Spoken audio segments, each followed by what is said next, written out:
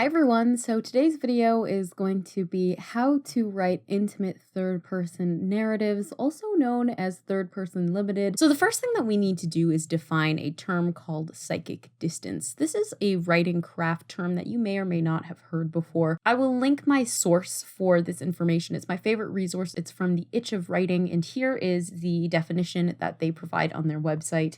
Psychic distance is a concept which John Gardner explores in his book, The Art of Fiction, and I think it's absolutely crucial, not difficult to understand, and not nearly talked about enough. You'll also find it called narrative distance because basically it's about where the narrative, and therefore the reader, stands relative to the character. A third term you may come across is emotional distance, because another way of thinking of it is how far the reader is taken by the narrator inside the character's head. If you're still confused about what psychic distance is and you'd like a little bit more of an in-depth video, I will link a really fantastic video done by my friend Shaylin over at Readsy. They do a really fantastic job at describing what psychic distance is in a lot more of an eloquent way than I ever could. So watch that video if you're confused. But the TLDR is that psychic distance is responsible for why certain third-person narratives can be closer than certain first-person narratives, and why no point of view can be labeled in a certain way. To write closer third narratives, you must first understand where the character is in relation to the narrator, which is psychic distance. I'm going to read the opening of two different things. The first is James Joyce's The Dead, because while I was scripting this video, I was trying to think of the most distant third person I could think of. I recently read The Dead for a class, so of course we're going to pull on The Dead for this video. And then I'm going to pull on some work from Feeding Habits, which is the novel that I'm currently writing. Here's the opening of The Dead. Lily, the caretaker's daughter, was literally run off her feet. Hardly had she brought one gentleman into the little pantry behind the office on the ground floor and helped him off with his overcoat when the wheezy hall doorbell clanged again and she had to scamper along the bare hallway to let in another guest. It was well for her she had not to attend to the ladies also, but Miss Kate and Miss Julia had thought of that and had converted the bathroom upstairs into a ladies' dressing room. Miss Kate and Miss Julia were there, gossiping and laughing and fussing, walking after each other to the head of the stairs, peering down over the banisters and calling down to Lily to ask her who would come. So in this excerpt, we're getting a lot more summary of what's happening in the party overall. Lily is running, Kate and Julia converted the bathroom and now they're gossiping in it. There's a lot more movement in this opening because the distance allows us to see a more holistic view of the overall traffic of the story. Now I'm going to read the opening of Feeding Habits, which is my novel. There are no rules, just remember Eliza is vegetarian. She's into earth tones, neutral tones, leafy greens, root vegetables. It's all new. The day she announced her diet change, she also announced a desire to repaint the kitchen, to fit the new aura, to fit the new ethics, but she wants to paint the kitchen blood red, and Lonan is still a meat eater. He reminds himself, there are no rules, just remember, Eliza is vegetarian. So this, on the other hand, is a very contained excerpt. We don't know what the setting around us looks like, and we don't even get a hint at who the character is until he reminds himself. Other than that, it just seems like some thoughts barreling through the narrative. We do, however, have a lot more voice here, such as in the line, it's all new, and the opening feels less like a summary of events and more like someone experiencing something in the moment. We just don't know what he's experiencing yet. That's a pretty stark change of psychic distance. In James Joyce's excerpt, like I mentioned before, the events are really just summarized. Lily does this, Lily runs here, Lily grabs somebody's coat, Lily puts it away, Lily yells back up the stairs. It's very, she does this, she does that, but we don't actually really get into the head of Lily. Lily doesn't really sit back and think how she feels about having to do these things. Or on the opposite spectrum, Feeding Habits is a lot more concerned with how a character feels. So Lonan is really contemplating his girlfriend's vegetarianism and what that means about her wanting to paint the kitchen the color of blood. So we don't really know what he's experiencing. We don't know if he's walking. We don't know where he is, but that's not what's important. What's important is this reflection on Eliza's vegetarianism, which means that we're in his head, because without being in his head, we wouldn't know what he's reflecting on. So the next bullet point I want to cover when it comes to writing intimate third-person narratives is to change your perspective. I mean this literally. In my opinion, this is the core of controlling psychic distance in point of view work. Understanding where you as the writer are situated as you write the story. Picture this. As the writer, you are the camera lens filming a movie. Where that lens is placed dictates how you, and therefore the narrator, observe the story. Distant narrators will have a more overarching view of the world around them, whereas more intimate, limited, contained narrators are much, much closer, and so they may examine their external world in greater detail. It all depends on where the camera is placed at the end of the day. So don't let the words first and third inform the way you believe distance works in the point of view you're choosing. So my next point is to understand the difference between external and internal narration and how both can overlap. This definition also comes from This Itch of Writing. It's a fantastic blog. I will link it in the description. But what is an external narrator? A narrator who isn't a character in the story will tell everything in third person because as an I, they're not present in the events. External narrators are third person narrators, and they're generally more observant in a holistic way. They can appear more objective, though third person doesn't necessarily mean objective narration. They also have the ability to summarize, and they can also create a sense of grandiosity to the world. Let's define internal narrators. The character as narrator. Generally, internal narrators are more feeling, they are more detail-oriented, and they have the ability to analyze. With this in mind, there are ways to make an external narrator, so third person, read like an internal narrator, first person, by giving it internal attributes. This is why it's important to have a general understanding of these two types of common narrations because it opens a new possibility that point of view exists on a spectrum. In my opinion, you can rarely find stories that are 100% external or 100% internal narration, and that's because the objectivity of point of view lies on what the narrator tells versus does not tell you. Some writers may misunderstand that in third person, unless you're writing third person objective, the third person narrator is not necessarily objective because they are a person. All people have biases, which is where voice and personality stems from, and that's what makes us us, our beliefs, how we see the world, what we find important, etc. Your third person narrator also has these biases, and if they don't, you as the writer have these biases and you are influencing that narrator. So how can you actually write intimate third person narratives? So intimate third person or third person limited, I kind of prefer to call it intimate third person because it specifies the limited point of view. It's not just limited, but it's an intimate limited point of view. That can be achieved by shifting the lens in which you place your story. As didactic as that seems, if you switch your outlook on how you yourself are seeing the story unfold from broad to micro, the narrator will also follow. In my opinion, this is really all a shift of mindset. When you learn to acknowledge where the camera lens is when you're writing, you learn how to control psychic distance because that lens, how close it is to your story, that is psychic distance. That distance between me and the camera, that is the psychic distance. I could be all the way over here though, and it's much farther. If it's all the way up here, it is all up in your face. It's very close. Sometimes the camera lens is inside the character's brain, and sometimes it's hovering just outside of it. This is where it is with feeding habits. So imagine a little floaty guy hanging out right next to my head. That's how the narration works in feeding habits. We're basically experiencing the exact same thing. Sometimes it's really far away, like a voice of God type of narration. So my first tip on how to write closer third-person narratives is to get into the body. So if your goal is to write intimate third person, you have to get close to the character who in a lot of ways has taken on the majority role of the narrator. In feeding habits, Lonan and the narrator are essentially the same. Sometimes the narrator comes in more to give us more information, and sometimes Lonan's stream of conscious comes in a bit more to give us more emotion and thought. Usually there's an active push and pull between the narrator and character that coalesces to create your character's psychic plane. So this is a term that I made up, but let's talk about it. What is a psychic plane? Certain line your character and narrator can shift from each other within the bounds of your predetermined psychic distance. Think of this room as a broad space of the character. We haven't really determined how close we want the psychic distance to be. Then we have this box, and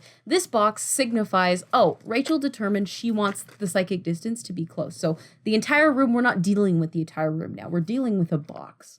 And the psychic plane is whatever is in here. So sometimes we can tip all the way to the left, and that might be a little bit more objective narration from the narrator themselves.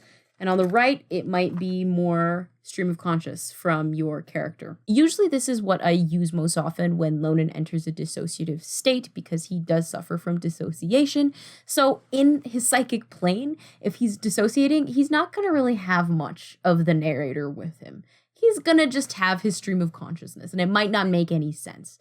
Whereas if I'm trying to describe something that happened the day before and I want it to be really clear, I might pull more on this side of the box, which would be the narrator. So you can push and pull. Just because you determine the distance of where your character is in a story doesn't mean that it won't shift slightly. So that's psychic plane. In some scenes, your character may be much closer to the narrator to the point where they possess the narration. So this has happened recently to me in a chapter of Feeding Habits.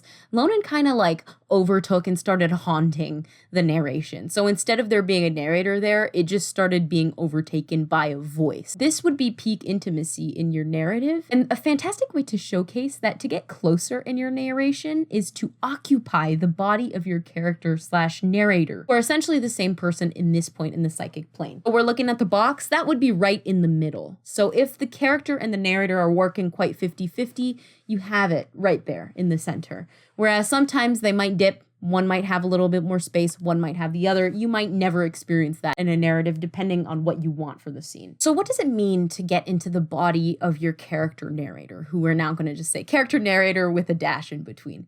Go back to the senses. So that would be touch, taste, sight, smell, sound. If you're writing from within the body of a character, even if the character is being interpreted by a third-person narrator, you're going to need to experience and document what the character experiences. This means acknowledging the physical sensations they are feeling or narrowing into the scope of your image to identify and describe what they see and how they react to what they see. So ask yourself, how does the body affect the environment and vice versa? Imagine the space your character occupies. What happens to the space when they occupy it? Does the space react back? How does this affect the character? So here's another excerpt from The Dead, and I actually picked one from The Dead and one from Feeding Habits that are basically the exact same description. I was very happy to find a description with multiple of the same details to show you what I'm talking about.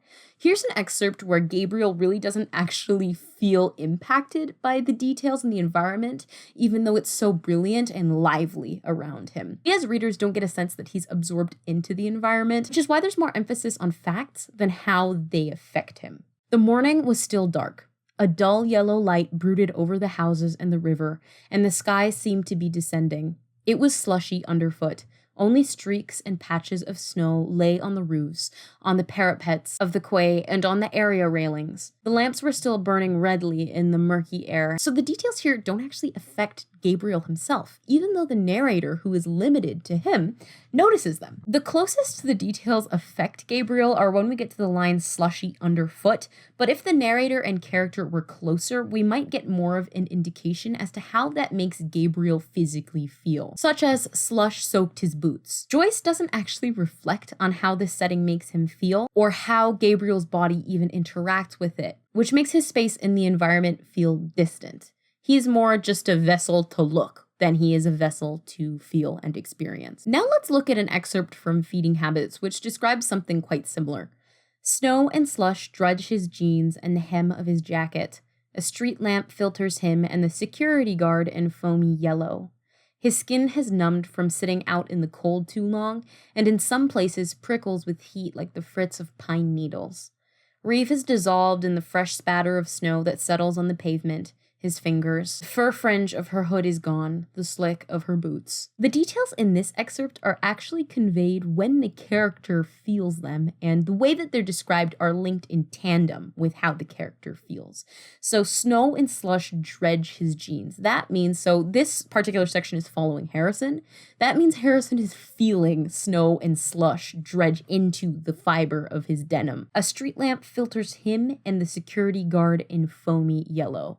Filters him is suggesting that the light is shining on him, whereas if you look at the exact description in The Dead, a dull yellow light brooded over the houses and on the river. The detail of the lamp is merely just an observation, which is not actually affecting Gabriel, the character. So that means that the narrator is noticing the detail, but Gabriel isn't, which means that they're quite distant from each other. But whereas in Feeding Habits, the street lamp particularly filters Harrison and the security guard in yellow. Harrison is noticing the way that the street lamp is coming down on him. It is coloring him and the security guard above him in this yellow color. That means he's much closer to the narrator. The narrator conveys that information as a reaction to Harrison realizing the light is shining on him. Whereas if I wrote Feeding Habits with a much more distant narrator, it would have just said, a street lamp shone onto the parking lot. So those are a few examples of psychic distance, how they're working, and how to control that in third person. So now let's get into some quick fire tips on how to write closer third person narrators. So the first tip is to watch your passive voice.